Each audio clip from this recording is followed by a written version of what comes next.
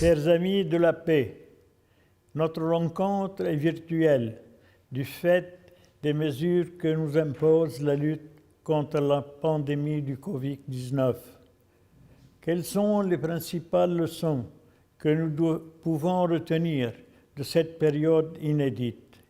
Premièrement, nous traversons une crise sanitaire qui force le respect de ceux qui la combattent et qui exige l'adoption de mesures préventives.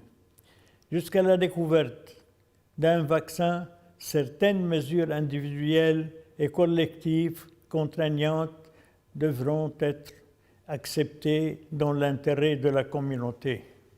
Deuxièmement, nous assistons à un dérèglement économique qui exige des réformes afin de s'adapter à la globalisation financière et s'ajuster pour mettre en valeur les atouts locaux. Pour cela, il faut répondre à l'exigence de transparence dans la gestion des affaires publiques.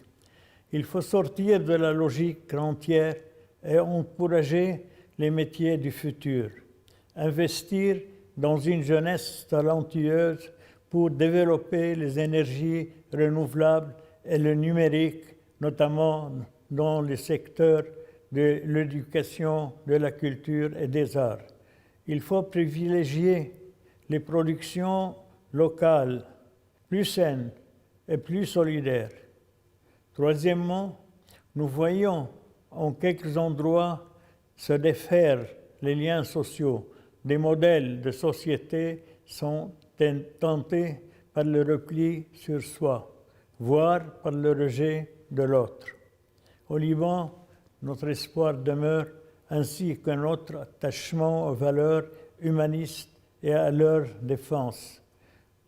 Notre réponse s'intitule « L'Académie de l'Homme pour la rencontre et le dialogue » que nous avons lancée avec l'appui de l'Organisation des Nations Unies, conçue comme un espace d'ouverture sur l'autre et de brassage.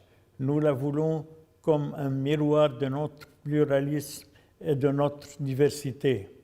Avec le dynamisme de notre société et la mobilisation de notre diaspora, l'Académie fera rayonner le Liban, son esprit de liberté et son âme pacifiste.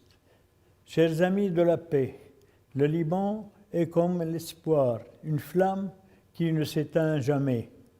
Elle peut vaciller, elle peut trembler, mais quoi qu'il advienne, elle continuera à éclairer. Ensemble, gardons l'espoir et la lumière rejaillira.